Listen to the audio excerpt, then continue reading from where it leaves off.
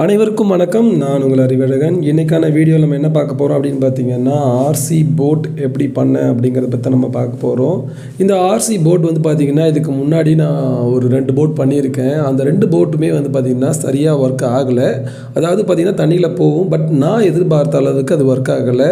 அதில் வந்து பார்த்திங்கன்னா ரட்டர் கான்செப்ட் யூஸ் பண்ணி நான் பண்ணியிருந்தேன். ரொம்ப டேர்ன் பண்ணுறப்போ ரொம்ப பெரிய ரேடியஸாக எடுத்துகிட்டு இருக்கோம்.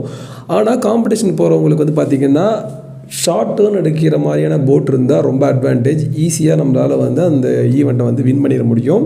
அதனால் நான் என்ன பண்ணேன்னு பார்த்தீங்கன்னா, ஐஐடி பாம்பே காம்படிஷன்ஸ்க்காக அதுக்கான திங்ஸ் எல்லாம் ரெடி பண்ணிகிட்ருக்கேன். ஆல்ரெடி நான் ஒரு போட் ரெடி பண்ணிட்டேன். அதுக்கான திங்ஸ் வந்து பார்த்திங்கன்னா மோட்டார், இஎஸ்சி இதெல்லாம் ஆல்ரெடி இருக்கிற சில ப்ராஜெக்ட்லேருந்து கழட்டி எடுத்துகிட்டு இருக்கோம். இஎஸ்சி வந்து பார்த்திங்கன்னா இந்த ஏரோப்ளேனில் ரொம்ப நாளாக சும்மா தான் இருந்துகிட்டு இருந்துச்சு. சரி, இந்த இஎஸ்சி நம்ம யூஸ் பண்ணிக்கலாம், 30 ஆம்ப் இஎஸ்சி ஒன்று இருக்குன்னு சொல்லி அதை எடுத்துக்கிட்டேன். அதுக்கு முன்னாடி பார்த்திங்கன்னா ஒரு சர்வோ இருந்துச்சு, அந்த சர்வோ எடுத்துக்கிட்டேன். ரிசீவர் இன்னொரு ப்ராஜெக்டில் இருந்துச்சு, அதுலேருந்து நான் எடுத்துக்கிட்டேன். தென் பார்த்திங்கன்னா இதெல்லாம் பண்ணுறதுக்கு ஒரு ஃபோம் ஷீட் தேவைப்பட்டுச்சு. அந்த ஃபோம் ஷீட்டும் பார்த்திங்கன்னா ஆல்ரெடியே நம்ம லேபில் ஒரு ப்ராஜெக்ட் பண்ணி வச்சுருந்தோம். அந்த ப்ராஜெக்ட் வந்து பார்த்திங்கன்னா ஒரு டஸ்ட்பின் ப்ராஜெக்ட்.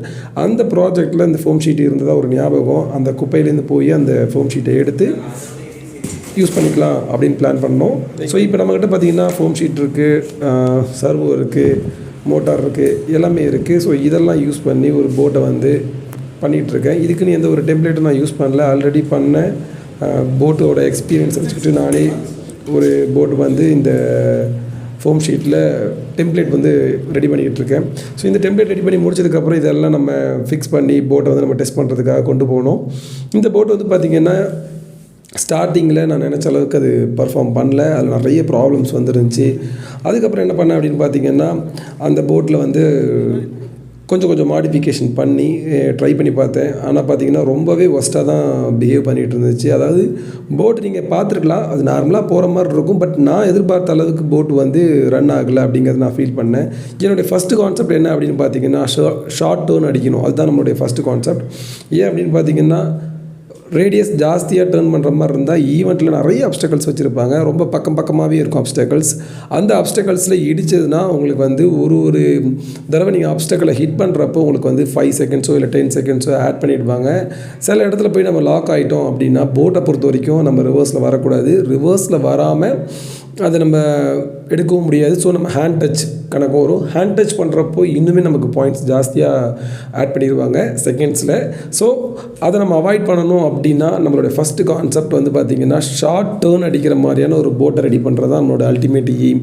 ஸோ அதனால தான் நான் என்ன பண்ணேன் அப்படின்னு பார்த்திங்கன்னா, ஸ்பீடை கான்சன்ட்ரேட் பண்ணாமல் ஃபஸ்ட் டைமாக ஷார்ட் டேர்ம் அடிக்கிற மாதிரியான போட்டை ரெடி பண்ணிகிட்டு இருந்தேன். ஓகே, ஃபஸ்ட்டு பண்ண போட்டுக்கும் கொஞ்சம் மாடிஃபிகேஷன் பண்ணதுக்கப்புறம் பார்த்திங்கன்னா இந்த போட் வந்து ஷார்ட் டேர்ன் வந்து அடிச்சுது.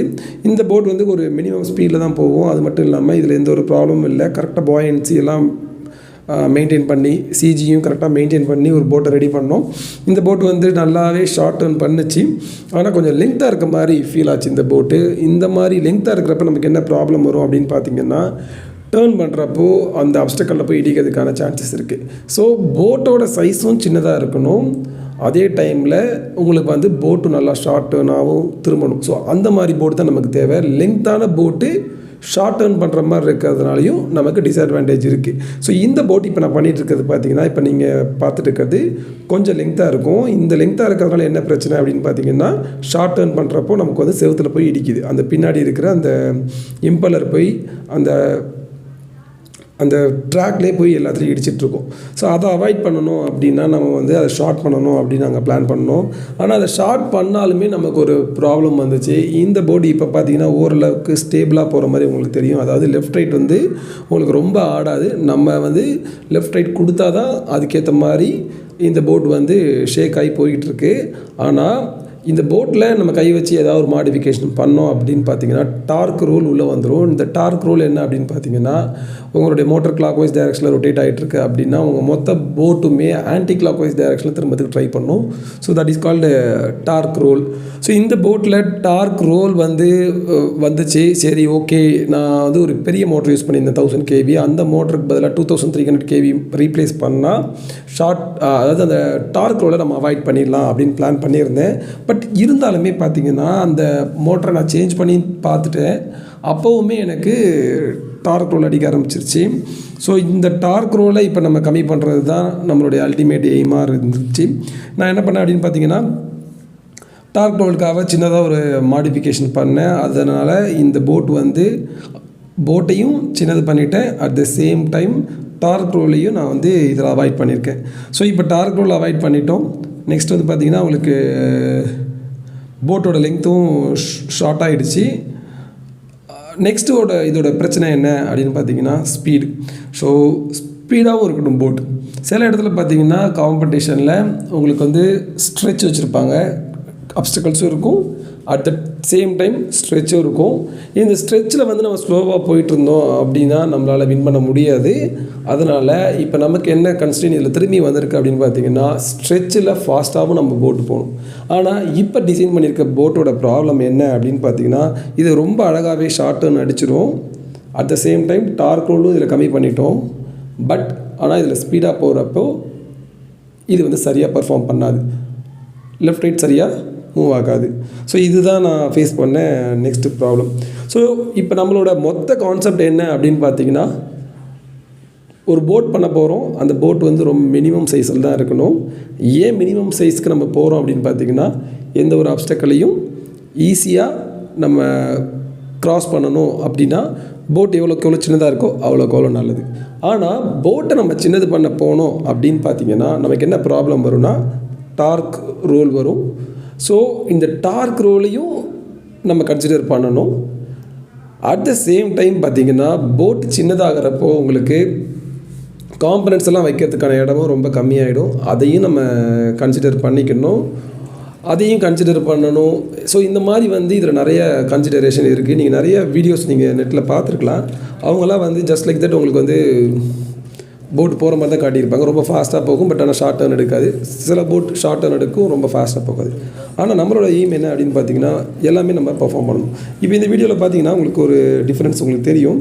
இந்த போட் வந்து ஓரளவுக்கு எல்லா ப்ராப்ளத்தையும் கொஞ்சம் சால்வ் பண்ணி நான் என்ன பண்ணியிருக்கேன் அப்படின்னு பார்த்தீங்கன்னா, ஷார்ட் டர்னும் அடிக்கும், அட் த சேம் டைம் ஸ்பீடாகவும் போகும். போட்டோட சைஸ் நான் சின்னது பண்ணிட்டேன். உங்களுக்கு கிளியராக டிஃப்ரென்ஸ் தெரியும்னு நினைக்கிறேன். இப்போ நேராக போகுது. ஆனால் இதில் இன்னும் கொஞ்சம் அட்ஜஸ்ட் பண்ணணும்னு எனக்கு தோணுது. ஏன்னு பார்த்தீங்கன்னா ரொம்பவே வாபிள் ஆகுது. டார்க் ரோல் வந்து இன்னுமே இதில் கம்மி பண்ணலாம். இன்னும் நான் அதுக்கு பற்றி திங்க் பண்ணலை. ஸோ திங்க் பண்ணி அதையுமே நான் கம்மி பண்ணிட்டேன் அப்படின்னா ஒரு பெஸ்ட்டு போட் வந்து நம்ம ரெடி பண்ணிடலாம். இப்போவே பார்த்திங்கன்னா இந்த போட்டு இந்த வீடியோவில் நீங்கள் ஃபஸ்ட்டு பார்த்ததுக்கும் இப்போ பார்க்கறதுக்கும் நிறைய டிஃப்ரென்ஸ் இருக்கும் அப்படின்னு நான் நினைக்கிறேன். ஏன்னா இப்போ அப்ஸ்டக்கலையும் பார்த்திங்கன்னா இந்த போட் வந்து ரொம்ப சூப்பராகவே வந்து கிராஸ் பண்ணிவிடுது, அட் த சேம் டைம் ஃபாஸ்ட்டாகவும் போகுது. இதில் எவ்வளவு தண்ணி அலையாக ஆடினாலும் அதுலேயுமே நம்மளால் வந்து கொஞ்சம் இந்த போட்டை எஃபெக்டிவாக கண்ட்ரோல் பண்ண முடியும். ஸோ இந்த மாதிரி ஒரு ப்ராஜெக்ட் பண்ணுறோம் அப்படின்னு பார்த்திங்கன்னா, அந்த ப்ராஜெக்டில் என்னென்னலாம் நம்ம கன்சிடர் பண்ணணும் அப்படிங்கிறத முதல்ல பார்க்கணும். எது அதில் ரொம்ப இம்பார்ட்டன்ட், ஸ்பீடு ரொம்ப முக்கியமாக இல்லை அப்ஸ்டக்கலில் க்ராஸ் பண்ணுறது ரொம்ப முக்கியமாக பார்த்து டிசைன் பண்ணியிருக்கோம். ஸோ சீக்கிரமே இன்னும் அப்டேட்டடான போட்டை உங்களுக்கு நான் வீடியோவில் காட்டுறேன். உங்களுக்கு